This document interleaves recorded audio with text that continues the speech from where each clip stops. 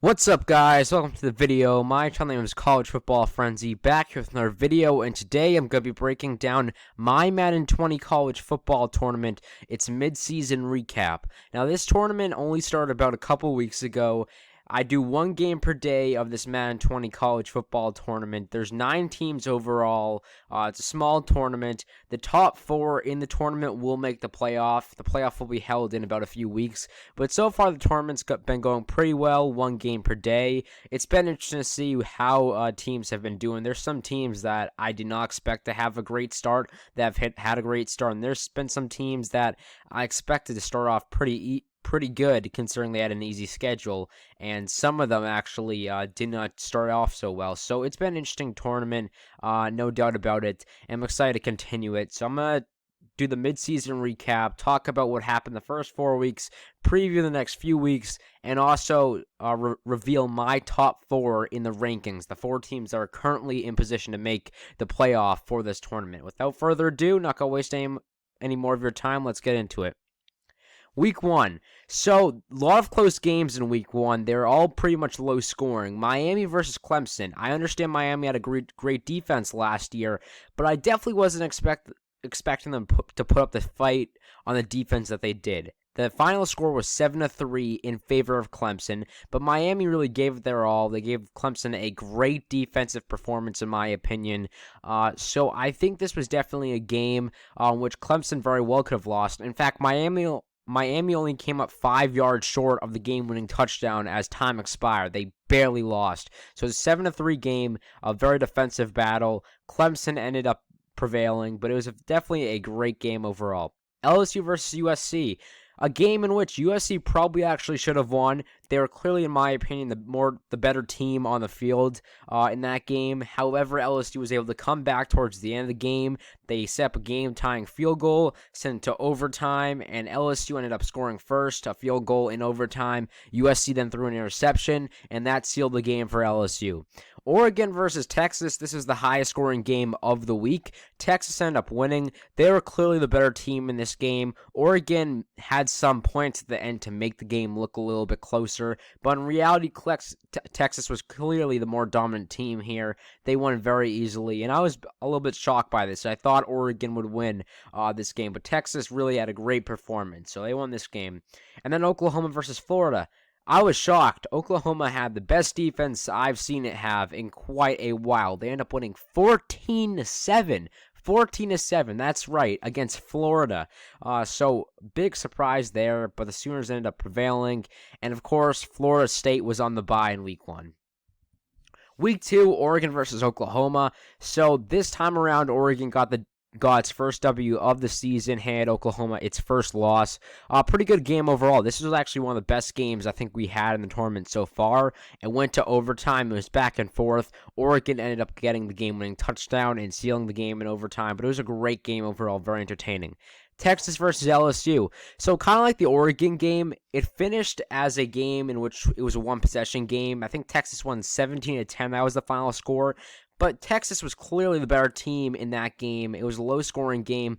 Definitely the opposite of what would have happened in real life last year. But Texas was clearly more dominant, and LSU scored some points at the end to make the score look better. But overall, I definitely think Texas dominated in this game, and I was a little bit surprised by that. USC versus Clemson, another game in which USC should have been a great opponent. They really should have won this game. Clemson was down 14-0 early. I think they came back, sent it to overtime. In double overtime, Clemson hit the game-winning field goal. It was a chip shot. So they survived against USC in double overtime, but it was a great game overall. And then the Sunshine Showdown, big rivalry game we had here. Miami absolutely dominated Florida State. Florida State did not have a great game in their first game of the season. So it was a tough game for them. Miami bounced back after losing to Clemson. Week 3, we have LSU versus Florida State. This game, I expected it to be kind of a blowout, in my opinion. After seeing Miami blowing out Florida State and knowing how much talent LSU had, I expected it to be a blowout. Yet, I believe the final score was 17-14, and Florida State had a chance at the end to go down and either tie the game or maybe win the game. They were only down by 3, trying to make a game-winning drive, could not get it done, though. So LSU won a close one, but again, not a great performance by the Tigers overall. The U versus Oregon, another one of these great games we've had. So this game looked like the U was in the third quarter or fourth quarter. It clearly looked like the U was going to win this game. They were up 14-3 with only a few minutes left to go. Then Oregon, with about, I would say, 1:55 left to go in the game, right after the 2-minute warning, had a touchdown, and the 2-point conversion was good. So all of a sudden, it's 14-11, and it's a closer game. Oregon kicks it off, does not do an onside kick. They kick it off, trust their defense. They get the stop they need. They get the ball back. They come close to getting in the end zone, but fall about 10 yards short. They go for the game-tying field goal. They get it. It's tied at 14. Next thing you know, we're in overtime, and Oregon was making a drive. All they needed to do was hit a field goal. Justin Herbert ran it inside the 10-yard line. He fumbled the football, and from there on, a Miami defender took it from Miami's 10 all the way to the opposite side of the field, and it was a game-winning touchdown. A crazy, crazy ending, but Miami ended up winning, handing Oregon their second loss. Florida versus USC, one of the more boring games in this tournament. It was a 5-point game, but USC was clearly the better team. They got their first win. It was a much-needed win for the Trojans, but yeah, they're definitely the better team. And the Red River Showdown, Oklahoma versus Texas, Oklahoma scored some points at the end to make it look closer, but clearly Texas was the better team. I feel like most of Texas's wins, it was clear that they were the better team, and their opponent really just scored some points at the end to make it look a little bit more exciting, but that really wasn't the case. And Clemson was on the bye week, getting time to rest up. So this past week, Florida got their first win of the season against a big opponent. Texas was coming in 3-0 into this game, and Florida ended up winning against Texas. Texas tried to put something at the end of the game, try to get a drive going, but they couldn't get it going, and Florida ended up hanging on. I think the final score is 24-17, if I'm not mistaken. USC versus Oregon, great game here. With about 4 minutes left, maybe 3 minutes left, USC was down by 10 points. They go down quickly, score a touchdown, they kick it off. Oregon then drives a little bit down the field. It looks like they're in field goal range, but I think Herbert got sacked. They attempted a field goal to make a 6-point game, did not get it, and then USC had a 3-play drive, and before you know it, with only 1 minute left to go in the game, USC all of a sudden has a 4-point lead. It was a crazy turn of events. And then Oregon had a chance at the end to try to retake the lead, and they ended up only coming about 3 yards short of the end zone as time expired. Just could not get in there. They came so close, though. But USC hung on in that one. LSU versus Miami. Miami made it look better at the end. They had a chance to try to tie up the game, but overall LSU was clearly the better team here. Florida State versus Clemson. You know, this game, I thought Clemson was clearly going to dominate. They started out playing really good early. I think they started out winning 10-0, and then Florida State kind of came back. They ended up taking the lead in the fourth quarter, but Clemson, at the end of the game, with only a few minutes left to go, got a touchdown, and that kind of put away from there on out. They won by a few points. I think it was a 4-point game overall. I believe the final score is 24-20. So Clemson won the final game of week 4. So overall, currently in our rankings, we have Clemson at number 1 at 3-0. They play tomorrow against Oregon. That'll be a big game for them. But right now they're 3-0, the only undefeated team left in this tournament already. There's only one undefeated team left, and we're only coming into week 5. So it's early on, but only one undefeated team left. So Clemson 3-0, although I will say, all 3 of their wins have been very close wins against USC, Miami, and Florida State. Those have been not much competition, really, in my opinion, for certain other programs. So they haven't had great performances against certain schools. And when they play the tougher games in their schedule, like LSU and Texas, it might get hard for them. But so far, their performances have not been great. To Texas. Texas got handed their first loss this past week, but overall they're still 3-1. They're still in a good position to make the playoff. As long as they win probably 2 or 3 more games, they'll be fine. They'll be in the playoff picture. So right now they're in a good spot, Texas, and they still get to face teams like Miami, USC, Florida State. So there's plenty of games in which they could get easy wins. So I think Texas is definitely going to get in. 3, LSU, the defending national champions in 2019. LSU has that one loss to Texas. That's why Texas is currently ahead of LSU. But, you know, right now LSU is doing pretty good. They're in a pretty good spot overall at 3-1. So I expect them to continue to have a lot of success. They play Clemson, I believe, in only a couple of weeks, so that should be a great matchup.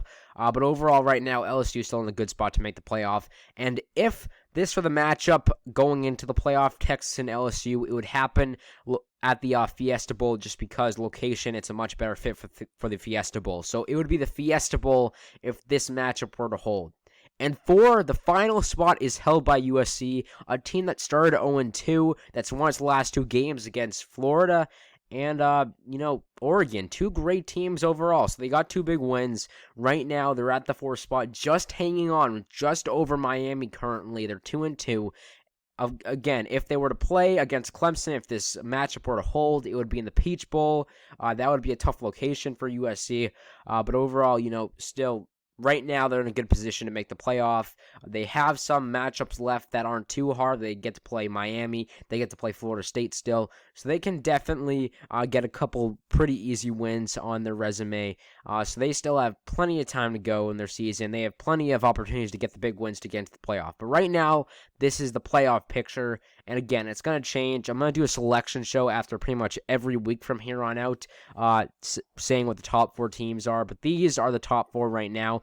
I expect at least the top 3 to stay at least similar to how it is now. I don't think any of these 3 teams, the top 3, will completely drop out of the top 4. I think USC could possibly drop out. I wouldn't be shocked if I saw Miami or Florida in. I don't think Oregon's going to get in, despite being pretty good last year in the regular season. They're not doing very good right now. So I don't think Oregon will get in, but I think it could be Miami or Florida in that 4th spot as well. So USC does have to definitely watch out. But these are my top 4. As for matchups in the upcoming weeks, this is the schedule. These were the preseason rankings. This just tells you what the matchups are, kind of. So week 5 starts out with Oregon, Clemson tomorrow. Then you've got Florida versus Florida State. That's a rivalry game, obviously. I'm excited to see that one. Oklahoma versus Miami should be an interesting one there. And my personal favorite of the week, we get to see the rematch of possibly the greatest college football game ever, the 2006 Rose Bowl National Championship game. USC versus Texas. I'm excited for this one. Home game for USC in this one. They're going to be playing at the Coliseum. So it should be great to see this game. I'm very excited for it. And LSU currently is on the bye this week. But overall, these are the matchups. Clemson and Texas currently holding the number 2 seeds. They don't play each other until the last week of the season, so that's going to be a big matchup as well. That's going to be a huge matchup. But there's a lot of compelling matchups left. They're definitely going to have a huge effect on how the playoff picture shakes up. Without further ado, that is it for now, guys. Thank you for joining in. Please make sure to like and subscribe. Check out all my other videos. Recommend this channel to your friends. And that is it for now. Thank you.